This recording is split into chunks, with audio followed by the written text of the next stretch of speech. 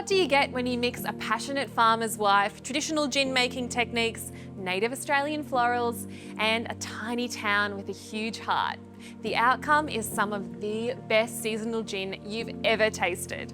Welcome to the Farmer's Wife Distillery right here in Allworth, New South Wales. My name is Holly and this is the Cellar Door. Let's go on in and check it out.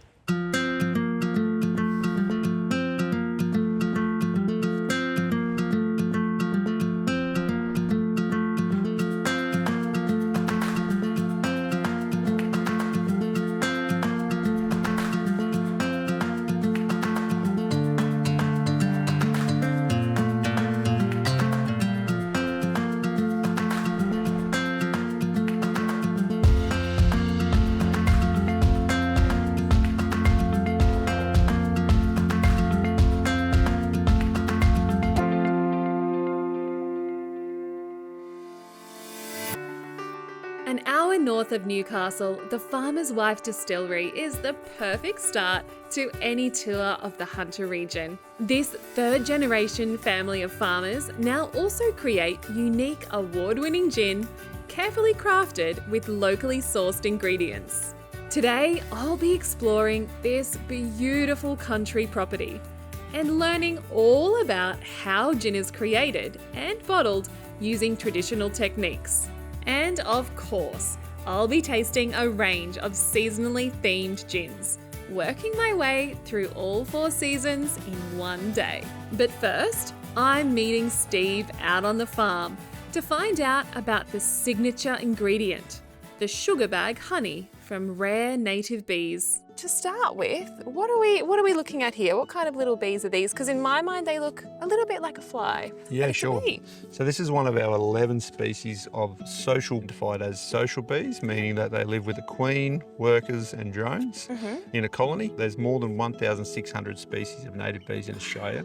So let's call these TCBs. So TCBs are endemic to this area. When they have surplus supplies of nectar that they bring in, they convert it into honey, and this is what we have here. Oh wow, so this is what inside the beehive looks like? Yep. Oh wow, okay, so it's a very complicated structure, not what I was expecting the traditional sort of honeycomb hive looks like. Okay. It's just sporadic placement of these egg-shaped honey pots. So they've done this completely autonomously on their own? That's right. How much honey would you be expected to harvest, say, from a hive this size? Yep, so we can get about 1 kilogram per year, which doesn't sound like much. It doesn't. But it's amazing stuff. So, and what is this honey called? What would you call this sort of honey? The European translation from an Aboriginal word is sugar bag. Okay. So, but it's also known as native bee honey. Native bee honey, okay. For that 1 kilo, tell me sort of the flavour profiles that you'd be expected. Typically speaking, TCB honey has higher acid content. It has a higher water content. It often has a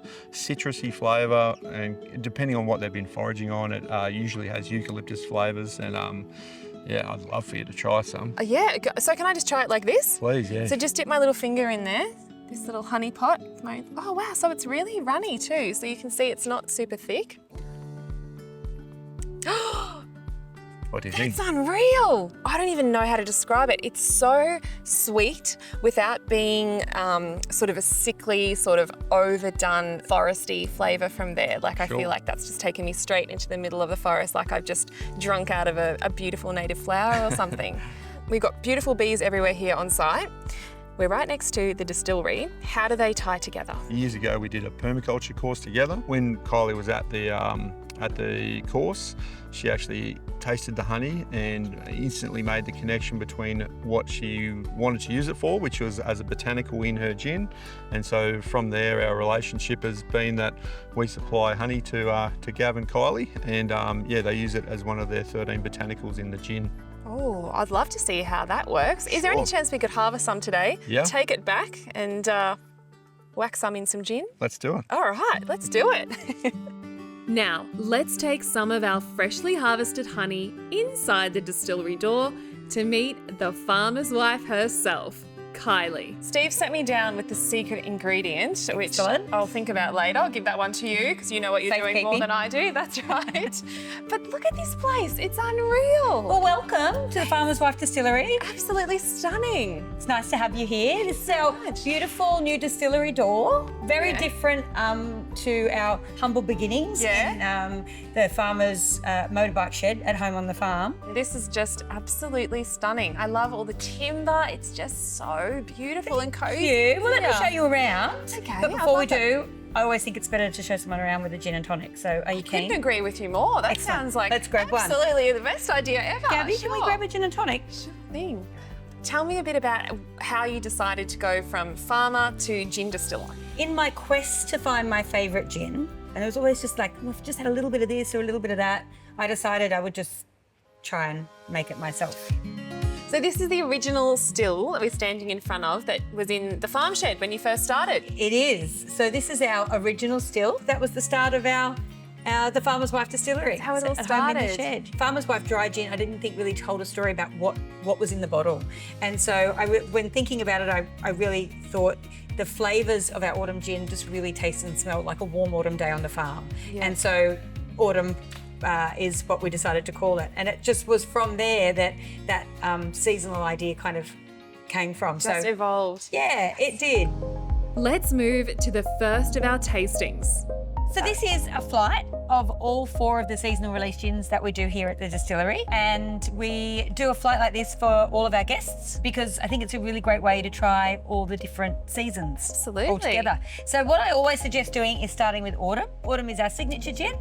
First thing you need to do This one. when you're tasting gin, a lot of what you taste comes from your sense of smell. So Okay. you should have, the first thing you should do is have a really good nose of the gin. Okay. So you can get in there a lot of those really beautiful citrus notes from the grapefruit coming forward. I love citrus forward gins, so that's why. So I made a citrus forward gin. Yeah, I love anything citrus. I'm a very big fan of. Shall we do it? Bottoms up. I like it. So it's really warming. It is. You can taste sort of the citrus up front and the juniper. I'm getting a lot of that juniper, really It's strong, really punchy. Yeah. Gin. It definitely tastes like gin. Yep. But then now that your palate's sort of It's starting going on a to- journey. yeah. It's breaking that down, and I feel like it's going in a completely different direction. Like it's getting really herby, I Yes. think, and going into those sort of maybe more the lime sort of flavours. I can definitely taste that, and that Australian sage I think we were Yes. talking about earlier. So really, what I love about this is that once you've finished tasting, your palate's kind of left tingling in all these different places. You can taste all the different botanicals. So the earthy notes are way down low on the palate. I almost look at your palate when you're tasting gin almost like a bar of music. Okay. And the botanicals are like notes on that bar of music. And so for me, a good gin should have notes on all the bars. There are many more gins still to come. See you after the break.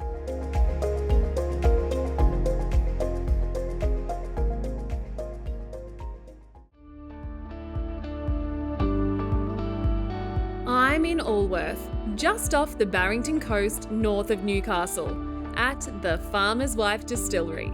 Before we get back to the tastings, I'm getting a behind-the-scenes look at how the gin is made. How do we get from in here to here? So I'm very big on tradition, so I really wanted to stick with the traditional way. So distillation is essentially the separation of 2 liquids via their boiling point. So what that means is everything goes in the pot together. So what we have in there is we have alcohol, water, and then lots of beautiful botanical oils. So as the mix heats up to the boiling point of alcohol, they all got the swan neck, all the beautiful oils, and the spirit goes down into the line arm. And then this is a condenser. So water actually runs through the condenser, and the condenser is what cools the vapour, or the gin vapour, and turns it into a liquid. And that's what makes gin. So they all go up and through. Yeah, exactly. So we know how the gin is made. I would love to know how all those beautiful flavours come into what I'm tasting. And I see there's a beautiful table of botanicals over here. So can we have a look at those ones? Absolutely. All right, let me let's show check you. it out. So these are the 13 botanicals that we use to make our autumn gin. By definition, that makes it a complex gin. Okay. Most London dry gins have around 4 botanicals, traditional botanicals. So We've got 13. We have now, 13. So all those extra flavours, which is why this is such a beautiful layered gin Yes. to taste. lucky 13. Yeah. So our magic ingredient, I our was secret waiting for a ingredient, secret ingredient that I've collected. which you've already and I've smelt been and tasted, lucky enough to taste it too. To taste. Oh yeah. is our native bee honey. Could drink that on its own. Yeah. It's delicious. So Beautiful. what it does for the gin is give the gin a beautiful length. So I really find with spirits, I love spirits that tell a story as they go over the palate. And that's what the 13 botanicals are designed to do. So as you taste it, you can really taste the botanicals right all the way to the back, which is where the honey comes in. Once the autumn gin's made, we then decide if it's going to continue its life as autumn or go to spring, summer or winter. So what we do is just add a little ingredient to them, just to change it a little Slightly. bit. But what happens is that small little ingredient you think would just change it slightly actually makes a huge difference to the Yeah. flavour profile. Now that we've had a look at how the gin is made, I think it's time to get back to the tastings. It's summertime. Just as we did that, the sun comes out. Look at that. Summertime. Yeah. Perfect. So our summer We gin, timed it well. pop it up, have a little nose at it. Okay. So to create our summer gin, we basically take our autumn dry and we rest it with fresh pressed Sauvignon Blanc grapes. Oh wow, that's cool. Yeah. So you mix it in with the Yes. grapes or So the skins or Both, yep. everything. So we get once a year at harvest, we put the fresh pressed grapes in with the with gin. the grapes, yeah. And so what happens is it's a little bit sweeter. That's right. I can smell the sweeter sweetness notes. from the yeah, grape. it smells. Yeah, definitely more like a sugary sort of sweet sort Yeah. of note. So have a coming little through. taste, Nate. And then pop in a little cube of ice. That's I feel like I'm really getting the honey flavour through there as well. Like it's Yeah. really wanting to come punch straight through. Yep. On first taste. So this one I really love on ice. This is a really nice sipping gin on ice. The ice really just cuts through Yeah. the sweetness and lets the botanicals come out. Okay. Super popular, this one, Wow, especially that's with so anyone with a sweet cool. tooth. Because now I think with the ice, I'm getting a bit more of the sort of the licoricey sort of pepper flavours as well. That is sort of balancing it out a Yes. little bit more. So this one again, I like with a little splash of tonic and the lime and thyme. So Okay. this one is either my gin and soda gin. So I really love this also with would go with soda and Okay. lime. So we call it a summer lime and soda. Okay. So in summer, I like lots of Really nice, fresh bubbles, lots refreshing. of ice. We have a taste. Yeah, I can imagine, especially with this beautiful setting, having a few of those on a Saturday afternoon. Oh yeah. That is delicious. So really refreshing. Really refreshing. Very summer. Very style light. drink. It's much lighter, I feel, Yeah. than the autumn dry. Like it feels, very dangerously easy to drink. Way easy to drink. So the only difference in that is that light. addition of the fresh pressed Sauvignon Blanc grapes, which really brings out the lime, lemon, and kind of almost the honey almost creates a passion fruit back palate to Yeah, it. it's just so light. It's incredible. Yeah. Back behind the scenes, it's time to see how the barrel aging process is used to create the spring and winter gin variations. All right, so here we have our beautiful barrels. Yes, so these are our barrels. So they're ex-peated whiskey barrels. We've taken them once the whiskey's empty, and then we add our gin, our autumn gin at 61%, because that's the percentage that's, I think, best for aging in barrels.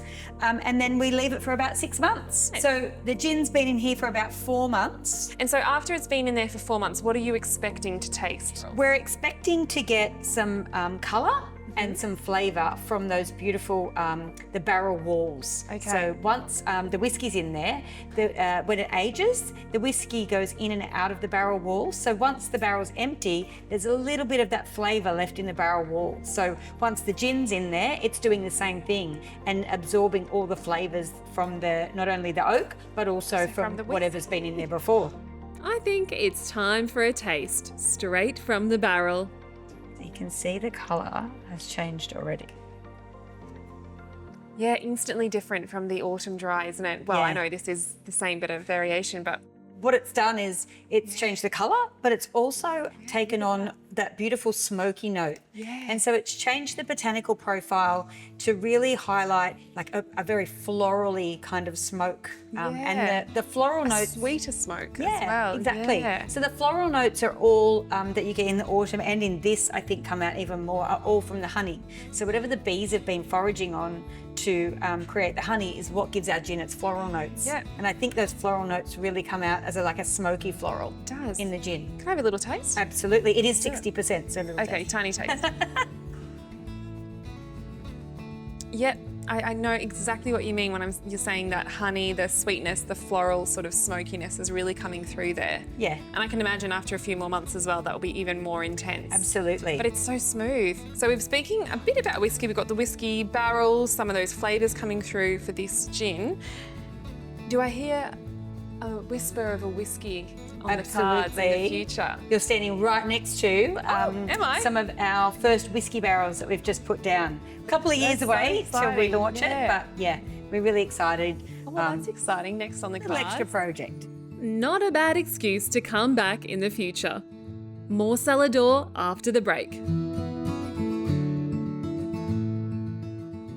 Whilst filming the Cellar Door Australia in Newcastle, our cast and crew chose to stay at the Executive, where first-class service meets a resort atmosphere. Unwind in stylish comfort with modern amenities and timeless elegance designed for business and leisure. Savour the best of Newcastle's dining and entertainment with direct access to West's New Lambton. Book direct and save 10%, plus kids stay free all year round. The Executive in Newcastle, your perfect escape.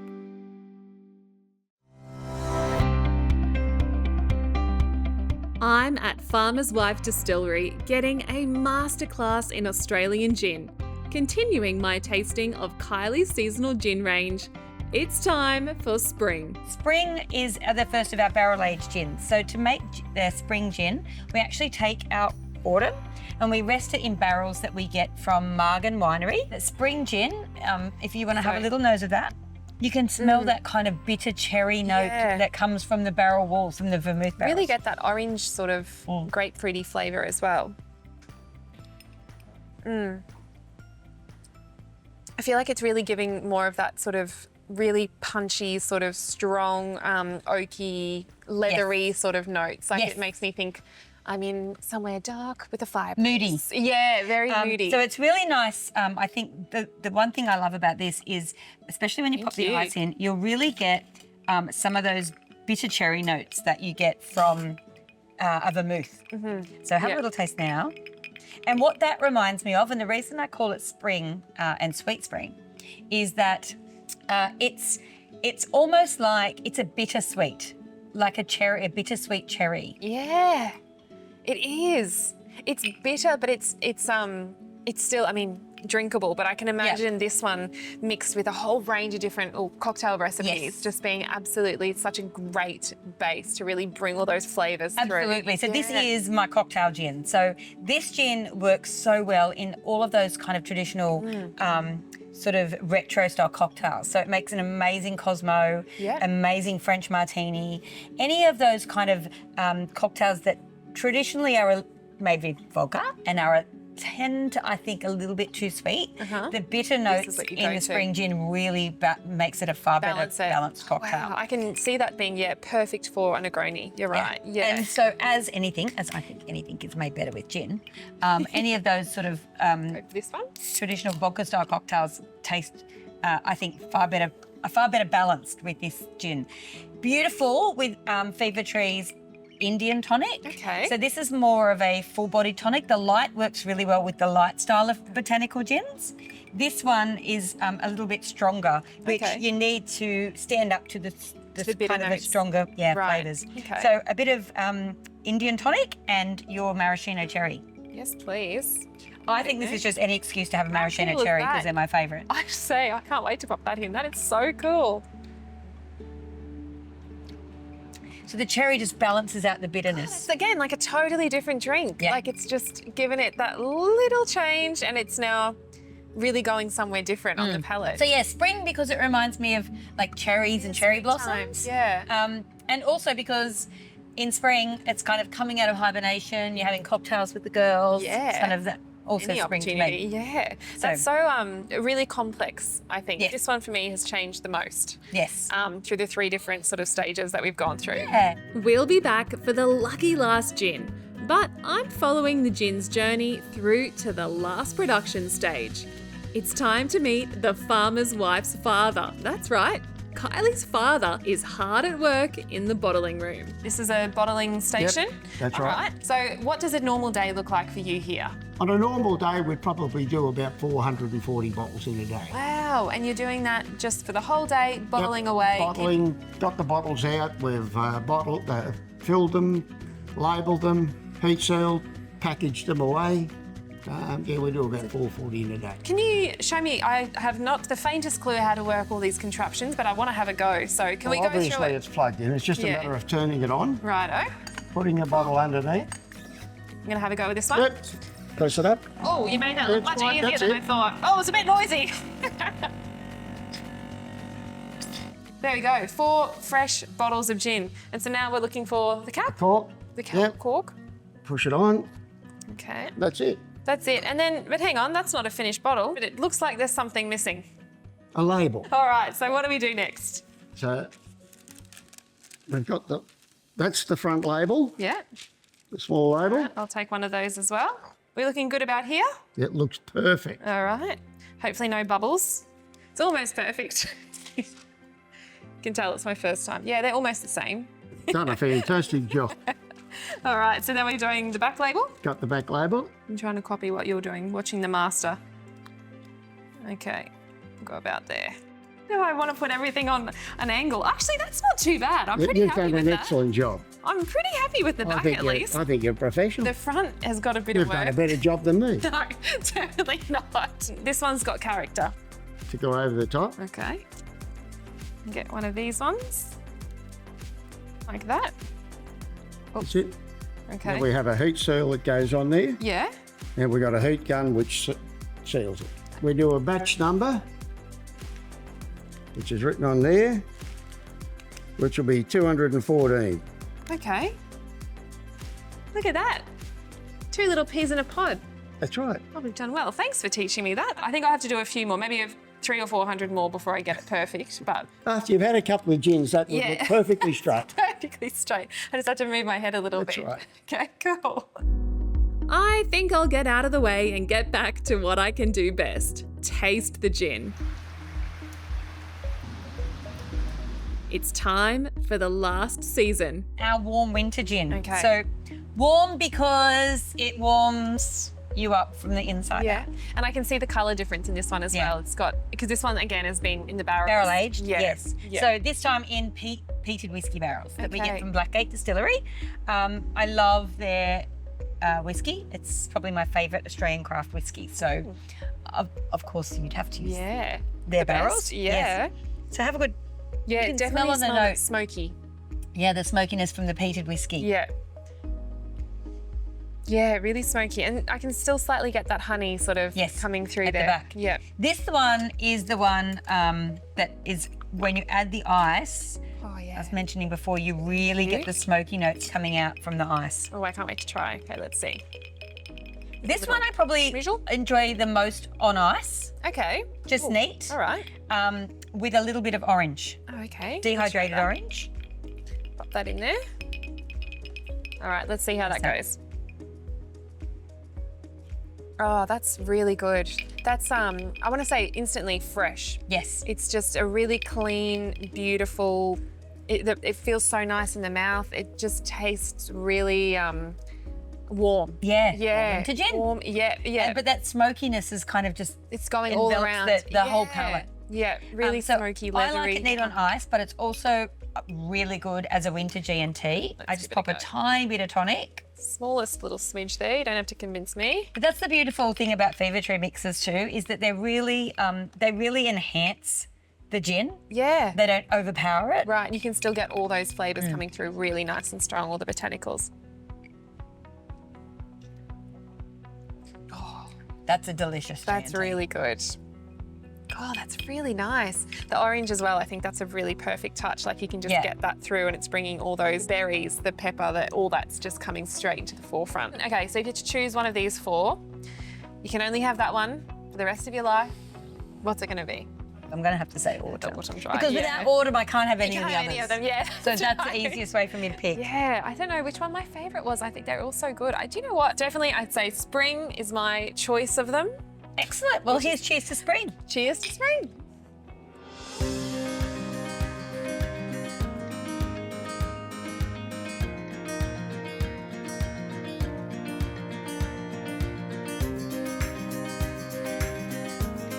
Well, I've had an amazing day here with Kylie and the team at the Farmer's Wife Distillery. I reckon there's time for one more cocktail before I skedaddle and hit the road. Cheers from me, Holly, everyone here, and we'll see you next time on the Cellar Door. Cheers. Oh yeah, maybe there's time for two more.